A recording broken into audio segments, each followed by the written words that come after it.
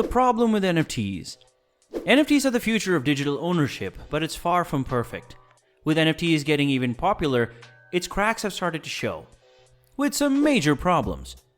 Do you own NFTs or are looking to get some? Here are the NFTs issues you need to know first. Today we will peek behind the curtains of non-fungible tokens and shine some light on its flaws. Hey everyone, welcome back to Nft Explained For Beginners. Don't forget to subscribe to our channel and press the bell icon to never miss an update on the NFTs. We're going to provide you with content about NFTs in a much easier way and make it understandable for beginners. With that being said, let's begin.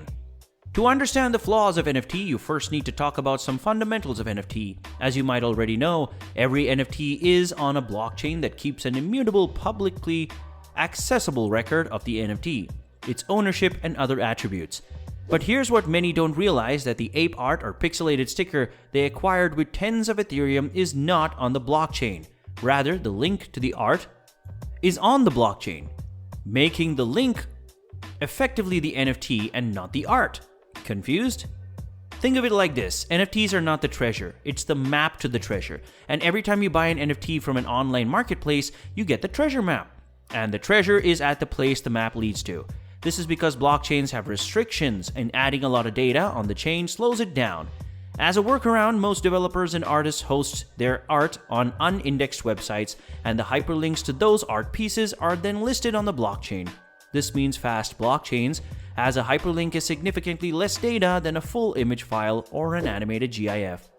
But sometimes malicious map traders can switch out the treasure with something less valuable, or even take the treasure altogether before selling the map.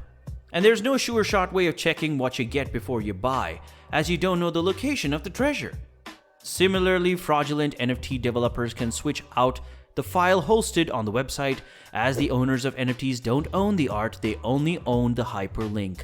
You see how this can be an issue? And who is to say some other metaphorical map trader in some other town will not sell a map pointing to a similar treasure? Yes, it has happened. There have been clones of popular NFTs, like mirror versions of Bored Apes, that have been sold for wild amounts of money to unsuspecting newcomers to the world of NFTs. But how is this possible? Since the concept of NFT is that every token is individually unique, isn't it? Well, the links are unique, and that's all the blockchain can confirm. So the workaround to save data and make blockchains faster makes the system fundamentally flawed. And to no one's surprise, bad actors have been taking advantage of this from the very beginning.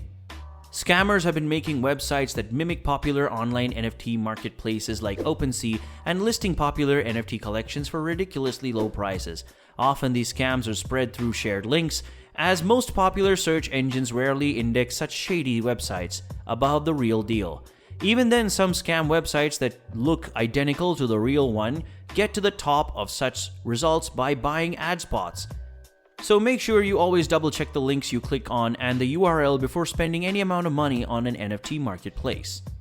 While you are at that, make sure to check the minting address. Non-genuine websites often show fake minting addresses. The best way to find the NFT collection you are looking for is via their website, where they link to the marketplaces, and double check the minting address with the website just for good measures, as sometimes the project websites are fake by scammers trying to make some quick money. Another way these evil people pull off a similar scam is by impersonating the social media pages of popular NFT collections and artists. This way, they can lead the community of unsuspecting followers into a trap. But by far the worst scams in the history of NFT have been investment scams. Since crypto and NFT provide a layer of pseudo-anonymity to its creators and developers, scammers and Ponzi masterminds often use fake names to run their operations. Combine that with the lack of regulation surrounding NFTs, these scammers can often walk away with the investors' money scratch-free. An anonymous developer behind a project called Evolved Apes stole 798 Ether from the investors backing the project and dissolved into the thin air thanks to anonymity in the crypto sphere. The project wasn't even innovative, as it is copied the name and hype that the Mutant and Bored Ape projects had created. And that's 798 Ethers? Yeah, those are with more than $2.7 million. NFT and crypto are becoming the new home of Ponzi schemes and scam artists. So before you ever invest into a project, look into it, double check if its authenticity, and don't go into social media hype. That's why we always tell you to do your own research. If the project has a white paper or lit paper, look through those for starters. This behavior isn't going away either. Since NFT marketplaces make profits from the trade commissions they charge, it incentivizes them to have as many projects in the marketplace as possible and incentivizes against removing projects, as that would reduce their total profits at the end. Veracity, another big player in the world of crypto and NFTs, coming up with their proof of view protocols for NFTs that might change the game. Let us know in the comment if you would like a video explaining proof of view and veracity. But if we leave the dark fraudulent side of NFTs, there's an even greater problem: the climate controversy. The problem really doesn't lie with the NFTs, but its blockchain. And as you might be aware, Ethereum is the most popular blockchain for NFT mintings, even though its co-founder Vitalik Buterin, who pretty much predicted DeFi the way it is today, totally missed the concept of NFT when developing Ethereum. Anyways, getting back from the tangent, here's why NFTs might be bad for the climate. Think of it like a vacation to Hawaii.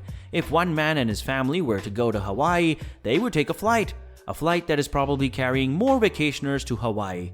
The plane is also causing a lot of atmospheric pollution as it burns fuel to keep flying. But it's a normally scheduled flight, so there's no extra pollution, just an amount that was expected. But what if a bunch of social media influencers and finance gurus start to hype everyone to go to Hawaii?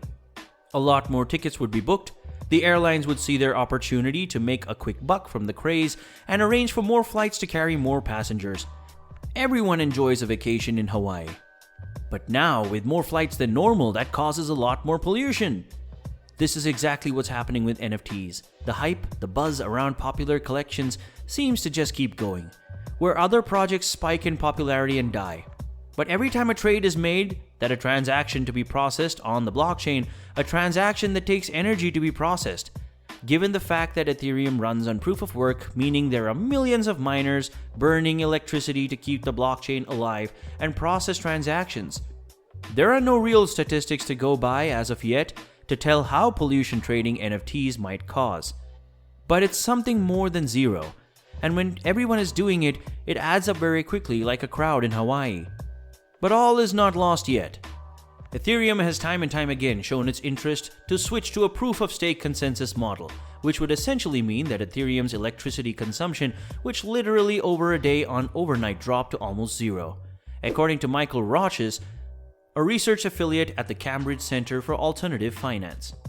So as you saw, despite being on the blockchain that provides decentralization, security, and an immutable, publicly auditable ledger of all activities, malicious minds have figured out ways to part investors from their hard-earned money. Whether it be by utilizing the web hosting loophole or by creating fake websites that accurately mimic the real marketplaces that siphon people's money. But the even bigger concern is not the scams, it's the well-being of the planet we live on. Will this Web 3.0 future, the future with decentralized currencies and digital assets, be the cause of an unexpected rise in pollution? Is it good? What do you think? Let us know in the comments below. And if you found something new to learn from this video, don't forget to leave a like and also subscribe and click the bell icon to stay notified for more videos explaining NFTs. We'll see you in the next one, and until then, peace.